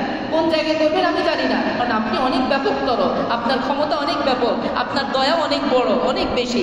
আপনি আমার জন্য যেভাবে বেশি উপযুক্ত মনে করেন সেভাবেই সাহায্য করেন। পার্থক্যটা বোঝা গেল? আল্লাহ পাকের সাহায্য আর দুনিয়ার মানুষদের সাহায্য, এটা আগের আয়াত থেকে, আগের আলোচনা থেকে যদিও কাছাকাছি মনে হয়, কিন্তু আসলে অনেক ডিস্টেন্স, অনেক দূরত্ব। আল্লাহ পাকের কাছ থেকে আমাদের সাহায্য প্রার্থনা এটা ব্যাপকতর হয়, কেননা আল্লাহ অনেক মহান। তিনি যখন ইচ্ছা, যেভাবে ইচ্ছা সেভাবে সাহায্য করতে পারেন। দুনিয়ার কোনো মানুষের এই ক্ষমতা থাকে না, কারো নেই। 6 নম্বর আলোচনা বুঝে আসছে। 7 নম্বর আলোচনা, ইয়্যাকা না'বুদু ওয়া ইয়্যাকা নাস্তাঈন। আগে ইয়্যাকা না'বুদু আনা হলো, পরে আনা হলো কি ইয়্যাকা নাস্তাঈন। কেন? প্রশ্ন জাগে না? আগে ইয়্যাকা নাস্তাঈন আনলে কি সমস্যা ছিল, পরে ইয়্যাকা না'বুদু আনলে? গুরুত্বপূর্ণ একটা কথা। আল্লাহ পাক রব্বুল আলামিন আমাদেরকে 2টা বিষয় শিক্ষা দিলেন এখান থেকে। কয়টা বিষয়? 2টা বিষয়। আমরা যে ইবাদত করছি, এই ইবাদতের ক্ষেত্রেও আল্লাহ পাকের সাহায্য প্রয়োজন। আমি যখন ইবাদত করি, এই ইবাদতের পরে আল্লাহ পাকের কাছ থেকে আমি কি নিচ্ছি? সাহায্য প্রার্থনা করছি। তো আমি বুঝাচ্ছি কি, আমার ইবাদত এটা আমার একক ক্ষমতার মাধ্যমে নয়, বরং এই ইবাদতের ক্ষেত্রেও আমাকে কার সাহায্য লাগবে? আমার আল্লাহ পাকের সাহায্য লাগবে। এই বিষয়টা বোঝানোর জন্য আল্লাহ পাক ইবাদতের পরেই আল্লাহ পাকের সাহায্যের কথা আলোচনা করেছেন। আমাদের ইবাদত করার ক্ষেত্রেও আল্লাহ পাকের সাহায্য দরকার, 1 নম্বর। 2 নম্বর শিক্ষা হলো আখলাকি শিক্ষা, চারিত্রিক শিক্ষা। কি শিক্ষা? এটা হলো, দেখেন, আমরা যখন ইবাদত করি আমাদের মনে কখনো এরকম আসতে পারে যে আমি ইবাদত করছি, তাহলে আমি কি হনু রে, আমি আল্লাহ কি করছি? ইবাদত করছি। তাহলে আমি বিরাট ব্যাপার স্যাপার, আল্লাহ পাকের ইবাদত আমি করতে পারছি, এটা তো আমার অনেক বড় যোগ্যতা। আল্লাহ পাক রব্বুল আলামিন আমাদের কি শিক্ষা দিলেন? আখলাকি শিক্ষা। না, আল্লাহ পাকের ইবাদত যে তুমি করতে পারছো এটা তোমার একক যোগ্যতা নয়, বরং এই ইবাদত করতে পারার পিছনেও মূলত আল্লাহ পাকের সাহায্য আছে, এই জন্যই পারছো। কথা বুঝতেছেন? তাহলে আমরা যে দিন পালন করতে পারি, বা কেউ যদি দিন পালন করতে পারে, এটার ক্রেডিট আসলে তার একার নয়, বা এটার কোনো ক্রেডিটই আসলে তার নয়, বরং আল্লাহ পাক যে তাকে ইবাদত করার তৌফিক দান করলেন, এই জন্য তো তাকে হর হামেশা সবসময় নিজেকে ছোট মনে করা দরকার যে আল্লাহ আপনি যদি তৌফিক না দিতেন, আপনি যদি সাহায্য না করতেন, আপনার এই ইবাদতটুকু করারও তৌফিক আমার হতো না, সম্ভব হতো না। আমার পক্ষে অতটুকু শক্তি নাই, অতটুকু যোগ্যতা আমার নাই। আমার চেয়ে বড় ধনবান, বড় ক্ষমতাওয়ালা, বড় পাওয়ারওয়ালা, শরীর সামর্থ্যে অনেক বড় সড়ো অনেকেই আছেন যারা আল্লাহর ইবাদত করতে বলেন না, পারে না। কেন পারে না? তার তো সব আছে, আমার মতো হাত পা আছে, আমার চেয়ে বেশি ক্ষমতা আছে, বেশি টাকা পয়সা আছে, পাচ্ছে না কেন? শুধুমাত্র আল্লাহর সাহায্য তার ক্ষেত্রে আসে নাই। আমার আপনার ক্ষেত্রে আল্লাহ পাকের সাহায্য আসে। তো আল্লাহ পাক চারিত্রিক আখলাকি একটা বিষয় শিক্ষা দিলেন, যেন আমরা নিজেকে সবসময় ছোট মনে করি, অন্তরে যেন কোনোভাবে অহংকার তৈরি না হয়। আল্লাহ আপনার গোলামের ক্ষেত্রেও আমি আপনার সাহায্যের মোকাবেক্ষী। ও আমার মাবুদ, আপনার সাহায্য প্রত্যেকটা পল, প্রত্যেকটা মুহূর্তে আমার দরকার। আপনার সাহায্যেই আমি বেঁচে আছি, আপনার তৌফিকে আমার এই ইবাদত করা সম্ভব হচ্ছে। কথা বুঝে আসে? 7 নম্বর আলোচনা, আগ পর কেন হলো এই আলোচনা, বুঝে আসছে এটুকু? 8 নম্বর আলোচনা, সূরাতুল ফাতিহা এর একটা নাম তো আমরা জানলাম, আল ফাতিহা মানে ভূমিকা। সূরাতুল ফাতিহার আরেকটা নাম আছে, এটাকে বলা হয় তালিমুল মাসআলা, মানে হলো কিভাবে সাহায্য প্রার্থনা করতে হয়, চাইতে হয়, তার পদ্ধতি শিখানো। এটা সূরা ফাতিহাতে আল্লাহ পাক আমাদেরকে শিখিয়েছেন। কিভাবে শিখিয়েছেন দেখেন, আল্লাহ পাক প্রথমে ইবাদতের কথা বললেন, তারপরে সাহায্য প্রার্থনার কথা বললেন। ইবাদত এটা একটা উসিলা, এটা একটা আমল। আল্লাহ পাক রব্বুল আলামিনের ইবাদত করা এটা কি? একটা আমল। যে কোনো ইবাদত, আমি হালাল পথে টাকা কামাই করলাম, আল্লাহ পাকের কোরআনের বিধান মেনে হালাল পথে টাকা কামাই করলাম, এটাও আল্লাহ পাকের কি? একটা ইবাদত। অর্থাৎ যত নেক আমল আমরা করি সব কি? ইবাদত। যত নেক আমল আল্লাহ পাককে খুশি করার জন্য আমরা করি সব কি ইবাদত, দাসত্ব, আল্লাহ দাসত্ব। আল্লাহ পাকের নির্দেশনা মেনে আমি কাজটা করলাম, তো আল্লাহ পাকের দাসত্ব মেনে নিলাম। যত ইবাদত আমরা করি সব নেক আমল। তো নেক আমল হলো একটা উসিলা। কি উসিলা? নেক আমলের পরে আমি সাহায্য প্রার্থনা করলে সাহায্য আল্লাহ পাকের কাছ থেকে আসার সম্ভাবনা বেশি। আল্লাহ পাক এটার মাধ্যমে আমাকে এই দোয়াটা শিক্ষা দিলেন, দোয়ার পদ্ধতি শিক্ষা দিলেন। আমার কথা বুঝতে পেরেছেন? আবার বলছি, ইয়াকা না'বুদু মানে আপনার ইবাদত আমরা করছি। ইবাদত মানে নেক আমল করা। নেক আমল করার পরে আল্লাহ পাক এবার বলছেন ওয়া ইয়াকা নাস্তাঈন, আপনার সাহায্য প্রার্থনা করছি। তাহলে আগে কি আসলো? আগে নেক আমল, তারপরে সাহায্য প্রার্থনা। আল্লাহ পাক শিখালেন এখানে এটার মাধ্যমে যে কোনো কিছু যদি আল্লাহর কাছ থেকে চাইতে হয় তাহলে আগে কোনো নেক আমলের মধ্যস্থতা দেওয়া, এটার মাধ্যমে দোয়া বেশি কবুল হয়। কথা বুঝে আসছে? এই জন্য যে কোনো নেক আমলের যে কোনো প্রার্থনা, কোনো কিছু চাওয়ার আগে কোনো কিছু দান সদকা করলে দোয়া বেশি কবুল হয়। কথা বুঝে আসছে? হাদিসের মধ্যে আছে, এবং হাদিসের মধ্যে সহিহ হাদিসের মধ্যে মুসলিম শরীফ সহ অন্যান্য হাদিসে বর্ণিত হয়েছে বনি ইসরায়েলের 3 জন ব্যক্তির কথা, যারা একটা গুহার মধ্যে আটকা পড়ে গিয়েছিল। একটা বড় পাথর এসে গুহার মুখ বন্ধ করে ফেলেছিল, হাদিসের মধ্যে আছে। তখন তারা তাদের জিন্দেগির জীবনের বড় বড় 3টা আমলের কথা বলে আল্লাহ পাকের কাছে সাহায্য প্রার্থনা করেছে যে আল্লাহ, আমি এই নেক আমলটা জীবনে করেছি, আল্লাহ আপনার সন্তুষ্টির জন্য এই আমলটা যদি আপনার কাছে পছন্দ হয়, এই আমলের উসিলায় আপনি আমাকে এই বিপদ থেকে উদ্ধার করেন। এটা বলার সাথে সাথে পাথর একটু সরে গেল। দ্বিতীয়জন যখন বলল তার একটা নেক আমলের কথা, এটা বলে যখন আল্লাহর কাছে সাহায্য চাইল, পাথর আরেকটু সরে গেল, কিন্তু যতটুকু সরল তারা বের হওয়ার মতো জায়গা হলো না। তৃতীয়জন যখন আরেকটা নেক আমলের কথা জিন্দেগিতে করেছে, এটার কথা বলল, তখন এরপরে সাহায্য প্রার্থনার পর আল্লাহ পাক এই পরিমাণ খুলে দিলেন যে 3 জন সেখান থেকে উদ্ধার পেয়ে গেল। তাহলে ওই হাদিস থেকে স্পষ্ট বোঝা যায় নেক আমলের উসিলা গ্রহণ করা যায়। নেক আমলের উসিলা কি করা যায় বলেন? এটা একদম সহিহ হাদিস। নেক আমলের উসিলা গ্রহণ করা যায়, নেক আমল। কিন্তু কোনো মানুষের উসিলা গ্রহণ করা এটা উচিত না। কোনো মানুষের উসিলা গ্রহণ করা কি না? উচিত না। নেক আমলের উসিলা যে গ্রহণ করা যায় এটা 100% কোরআনের আয়াত দ্বারা এবং সহিহ হাদিস দ্বারা সাব্যস্ত।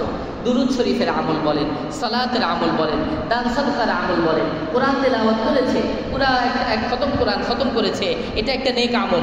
এই সমস্ত নেক আমলের উসিলা করে দোয়া করলে দোয়া কি হয়? কবুল হয়। এখন আমাকে বলেন একটা কথা, আমি সামাজিক বিভিন্ন জিনিস দিয়ে মাঝে মাঝে বোঝানোর চেষ্টা করি, ভুলগুলো ধরাবার চেষ্টা করি। আমাকে এক সময় একজন বললেন, হুজুর আমার স্ত্রী কোরআন খতম করেছে, আপনি বক্সায়া দেন। আপনি কি দেন? বক্সায়া দেন, মানে আল্লাহর কাছে এটা পাঠায় দেন। ওনার কোনো বিপদ আপদ আছে, এটার জন্য একটু দোয়া করবো। কে করবো? আমি। আচ্ছা আপনারা বলেন কার দোয়া এখানে বেশি কবুল হতো? যে মহিলা কোরআন খতম করছেন ওনার কাছে না বরং আমার দোয়া দেওয়া দরকার ছিল যে আপনি কোরআন খতম করলেন, একটা নেক আমল করলেন, এই নেক আমলের উসিলায় এখন আপনি দোয়া করলে দোয়া কি হবে? কবুল হবে। আপনি বরং আমার জন্য দোয়া করেন। সমাজে চলছে কি হুজুরের কাছে এসে দোয়া বক্সানো লাগে, এটা সঠিক নিয়ম না। এটা কি না? সঠিক নিয়ম না। নেক আমল যিনি করেছেন তিনি দোয়া করলে তার কি হবে? আমাদের সমাজে আরেকটা প্রচলন আছে, খতমে ইউনুস। কি পড়ে? খতমে ইউনুস। একজন মানুষ খতমে ইউনুস পড়ার পদ্ধতি, একজন মানুষ বিপদে পড়লেন, উনি 10 জন হুজুরকে ভাড়া করে আনলেন, এনে তো বললেন যে হুজুর আমি বিপদে পড়েছি, আপনারা কি করেন?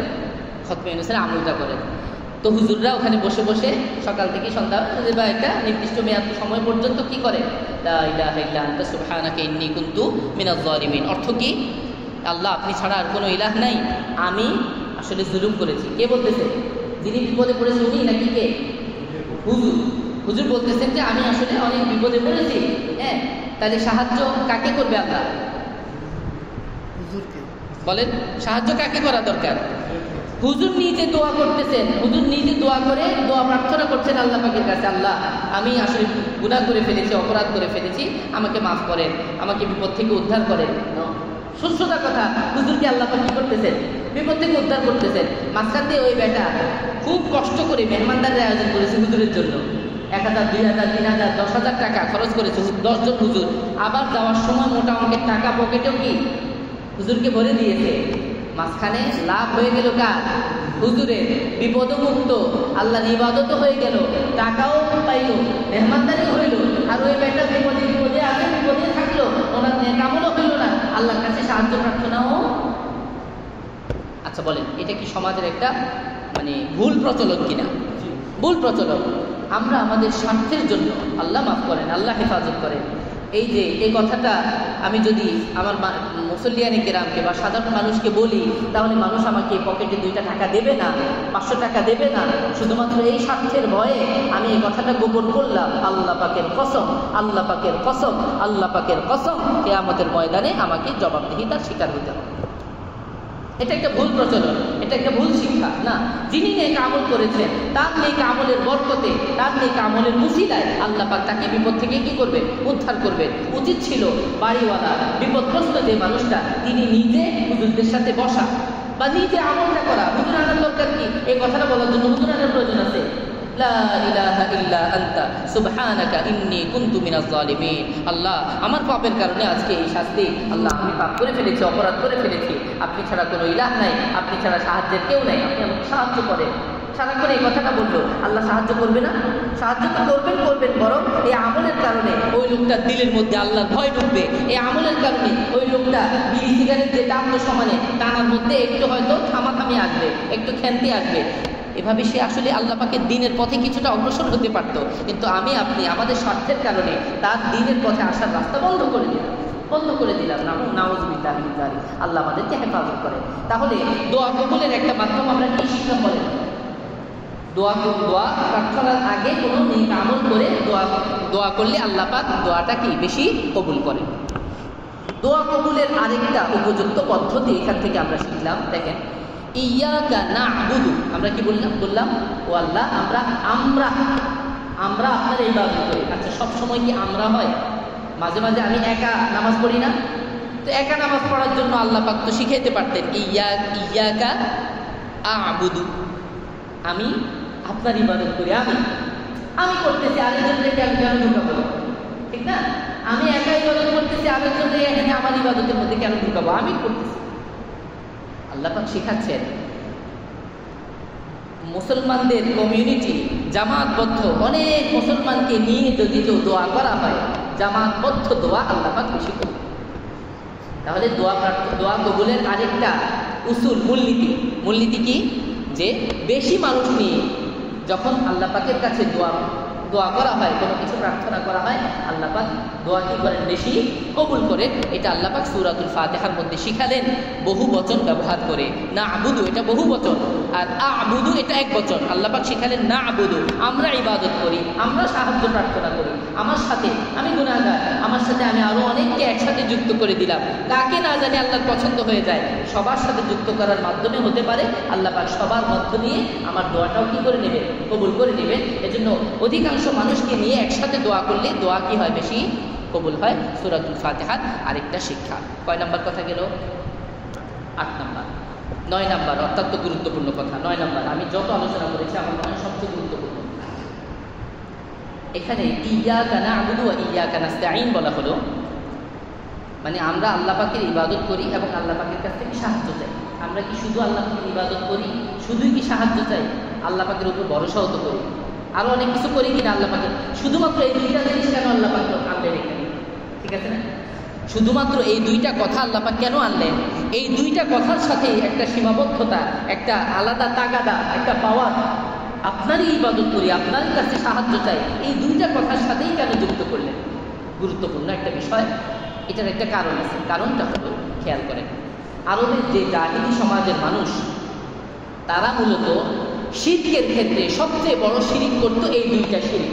1 নাম্বার, ইবাদতের ক্ষেত্রে তারা অন্যদেরকে ঢুকাতো, ইবাদতের ক্ষেত্রে তারা শরীক করতো। আর আরেকটা হলো সাহায্য প্রার্থনার ক্ষেত্রে শরীক করতো। কথা বুঝতেছেন? এবং এই 2টা শরীক, এই 2টা শিরক, এই 2টা শিরককে বলা হয় আশ-শিরকুল আকবার, সবচেয়ে বড় শিরক। কথা বুঝতেছেন?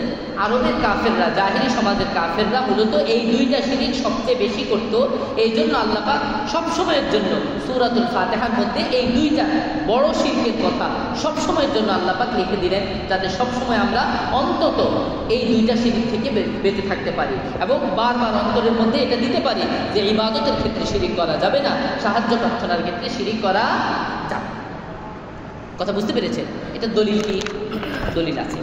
11 নম্বর পারা দেখেন, 11 নম্বর পারায় আল্লাহ পাক রব্বুল আলামিন সূরাত ইউনূসের মধ্যে 104 নম্বর আয়াত, সূরাত ইউনূস 104 নম্বর আয়াত, 104, 5 এবং 6 সবগুলোই মোটামুটি এর মধ্যে অন্তর্ভুক্ত।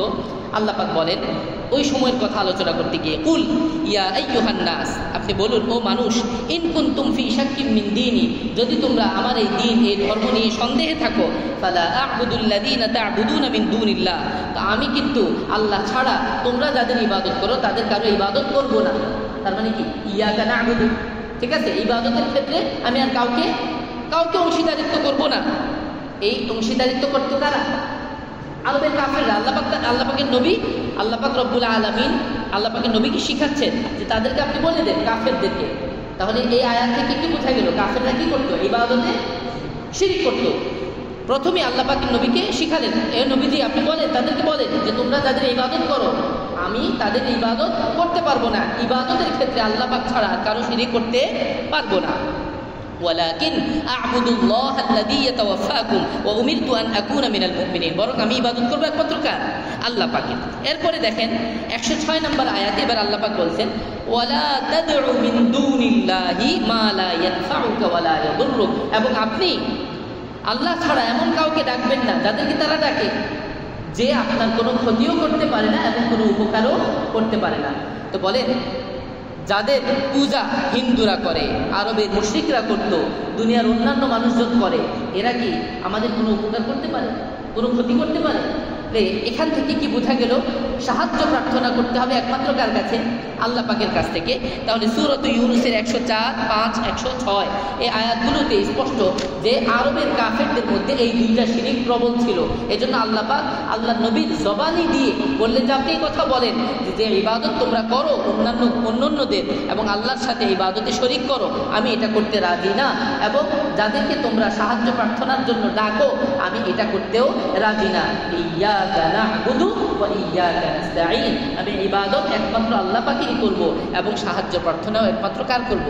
আল্লাহ পাকের কাছ থেকে। এই দুইটা বড় বড় শিরকে আকবার, এখান থেকে আমরা মাহফুজ থাকার চেষ্টা করব, সতর্ক থাকার চেষ্টা করব ইনশাআল্লাহ। কয় নাম্বার কথা? 9 নাম্বার কথা। 10 নাম্বার সর্বশেষ পয়েন্ট। আগে আমরা যে আলোচনাগুলো করলাম, আলহামদুলিল্লাহ রাব্বিল আলামিন, সমস্ত প্রশংসা আল্লাহর, আর রহমানির রহিম, মালিক ইয়াউমিদ্দিন, এগুলোর মধ্যে আল্লাহ পাকের আলোচনা এসেছে থার্ড পার্সন হিসেবে। কি পার্সন? থার্ড পার্সন হিসেবে না? থার্ড পার্সন মানে কি? মানে গায়েব পুরুষ, অদৃশ্য পুরুষ যারা, তাদেরকে থার্ড পার্সন বলে। তো সেকেন্ড পার্সন কাকে বলে? উপস্থিত কাউকে যখন সম্বোধন করে কথা বলা হয় তাকে কি বলে? Second person. আমরা ইতিপূর্বে 3টা আয়াতে বললাম যে আল্লাহ পাকের জন্য সব প্রশংসা, আল্লাহ পাক হলেন দয়াময়, আল্লাহ পাক হলো মালিক ইয়াউমিদ্দিন। এই সবগুলো জায়গাতে আল্লাহ পাকের অবস্থানটা কি? Third person. এই জায়গায় এসে ইয়াকা না'বুদু, আমি আপনার ইবাদত করি, হঠাৎ করে কথা নাই বার্তা নাই, কি হয়ে গেল? সেকেন্ড পার্সন হয়ে গেল, আপনার ইবাদত আমি করি। কেন? এটা চমৎকার একটা ব্যাপার। এটা আল্লাহ পাক মূলত এটার মাধ্যমে আমাদেরকে ইবাদতের ক্ষেত্রে ইহসান শিক্ষা দিয়েছেন। ভালো করে বুঝেন, ইবাদতের ক্ষেত্রে কি শিক্ষা দিয়েছেন? ইহসান শিক্ষা দিয়েছেন। ইহসান কাকে বলে? বুখারী শরীফের হাদিস, হযরত নবী করিম সাল্লাল্লাহু আলাইহি ওয়াসাল্লামের কাছে জিবরাইল আলাইহিস সালাম এসেছেন। এসে নবীজিকে জিজ্ঞেস করছেন, ছাত্রের মতো মানুষের বেশি এসেছেন, এসে নবীজিকে জিজ্ঞেস করছেন, নবীজি বলেন তো ঈমান কি? নবীজি বলেন ইসলাম কি? এরপরে তিনি জিজ্ঞেস করলেন, নবীজি বলেন তো ইহসান কি? ইহসান কাকে বলে? তো আমাদের নবীজি সাল্লাল্লাহু আলাইহি ওয়াসাল্লাম আল্লাহ পাকের মাধ্যমে, নবীজি সাল্লাল্লাহু আলাইহি ওয়াসাল্লাম ওহীর মাধ্যমে নবীজি বললেন, আনতা আবুদাল্লাহা কাআন্নাকা তারাহু ফাইন লাম তাকুন তারাহু ফাইন্নাহু ইয়ারাকা। ইহসান মানে হলো তুমি আল্লাহ পাকের ইবাদত এমন ভাবে করবে যেন তুমি আল্লাহকে দেখছো। হ্যাঁ, যদি তোমার এই পর্যায়ে যাওয়া সম্ভব না হয়, এটা তো অনেক কঠিন পর্যায়ে, আল্লাহ পাককে দেখে দেখে ইবাদত করা কঠিন না, অনেক কঠিন। যদি এটা সম্ভব নাও হয়, অন্তত এতটুকু তুমি নামাজে ইবাদতে মনে করো আল্লাহ তো আমাকে দেখছেন। আমার কোনো সিসি ক্যামেরার দরকার নাই, আমাকে সার্বক্ষণিক সিসি ক্যামেরা দিয়ে দেখাশোনার দায়িত্ব পালন করছে অসংখ্য অগণিত ফেরেশতা, আর আল্লাহ পাকের নজরের মধ্যেই আমি আছি। এরপরে আর সিসি ক্যামেরার দরকার আছে? কোনো প্রশাসনের দরকার আছে? পুলিশের পিটানোর দরকার আছে? কিচ্ছুর দরকার নাই। তা আমাকে আল্লাহ পাক রব্বুল আলামিন এই আয়াত থেকে মূলত ইহসানের শিক্ষা দিলেন।